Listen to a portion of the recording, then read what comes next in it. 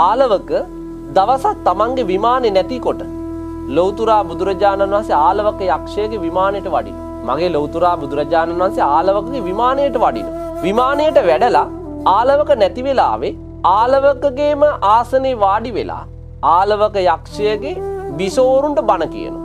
ආලවකට දැනගන්න ලැබෙනවා ලෞතුරා බුදුරජාණන් වහන්සේ ආලවකගේ විමානයට වැඩලා ආලවකගේ බිසෝරුන්ට බණ කියනවා කියලා.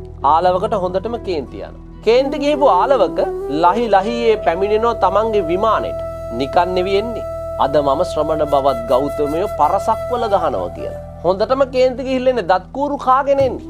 ඒ ආපු ආලවක දකිනවා මම නැති වෙලාවේ මගේ ගෘහයට බුදුහාමුදුරුව වැඩලා මගේම බිසෝවරුන්ට මගේම පුටුවේ වාඩි වෙලා බණ කියනවා. හොඳටම කේන්ති ගියා. විමානයට ගොඩ වුණු ගමන් ආලවක කියනවා ශ්‍රමණ බවත් ගෞතම වහාම නික්ම යනු. මගේ ලෞතුරා බුදුහාමුදුරුව ආලවකගේ වචනයට කන් දීලා ආසනයෙන් නැගිටලා උන්වහන්සේ වැඩම කරනවා. ආලවකට සතුටුයි. මොකද්ද සතුට? ආලවක ලෞතුරා බුදුහාමුදුරුව ගැන අහලා තියෙනවා. බුදුරජාණන් වහන්සේ කියන්නේ පුරිස ධම්ම සාරථී බුදු ගුණයෙන් යුක්තයි. නොදැමුණු පුරුෂයන් দমনය කරන කෙනෙක්. උන්වහන්සේ ඕනෑම කෙනෙකු দমনය කරලා ඕනම දාමරික සැඩපරුස කෙනෙක් দমনය කරන කෙනෙක් තමයි ලෞතුරා බුදුහාමුදුරුව. හැබැයි එවැනි කෙනෙක් මගේ වචනයට බයි නැකිටලා ගියා. සතුටු නැද්ද? ආලවක කල්පනා කරනවා ඇත්තටම බුදුහාමුදුරුව නැකිටලා ගියේ මට බයේද? මට බයේ නම් ගියේ අඬ ගැහුවම අයිත් ඇවිල්ලා වාඩි වෙන්නත්. නැවත ආලවක කියනවා මගේ බුදුහාමුදුරුවන්ට පවිස සමනාති බෝගෝතම. ශ්‍රමණ බවත් ගෞතමය නැවත පිවිසිලා අසුන් ගන්න.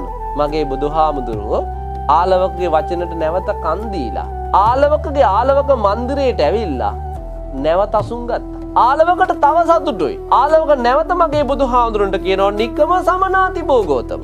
ශ්‍රමණ බවත් ගෞතමය නැගිටලා යන්න කියලා අයිත් කිව්වා. මේ දෙවෙනි පාර කියන්නේ. බුදුහාමුදුර නැවත නැගිටලා එළියට ගියා. නැවත ආලවක කියනවා පවිස සමනාති බෝගෝතම.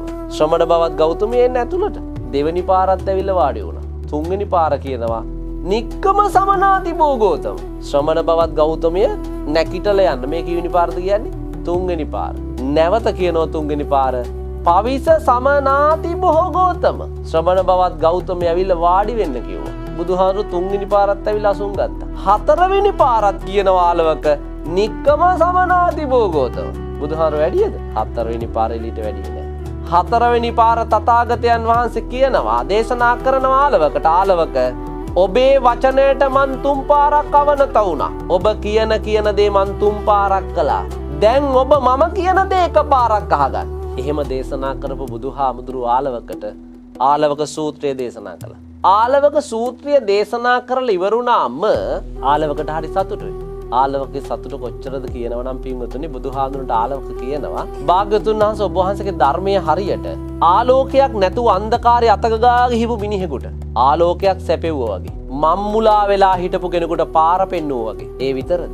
උක්කුජ්ජිතං වා නික්කුජ්ජෙය්‍ය. යම් දෙයක් මුණින් අතට හරවල තිබුණු දෙයක් උඩුකුරු කරලා පෙන්නුවා වගේ. කවුද මේ උපමා වලින් මේ ධර්මයේ වටිනකම කියන්නේ? ආලවක යක්ෂේ මුලින් කොහොමද හිතන් හිටියේ? බුදුරජාණන් වහන්සේ පරසක්වල ගහන්න ඕන කියලා ආපු මිනිස්සයා දැන් මේ ධර්මයේ වටිනකම තේරුම් අරගෙන ආලවක යක්ෂයා. හිතන්න එතකොට යක්ෂයෙක් වෙච්ච ආලවකට තේරුණු දේ මිනිස්සෙක් වුණු අපිට තාම තේරිච්ච නැති තරම. අපිට උසස් මනසක් තියෙන මිනිස්සු වෙලා මේ වටින ධර්මයේ වටිනකම තාම හරියට තේරුනේ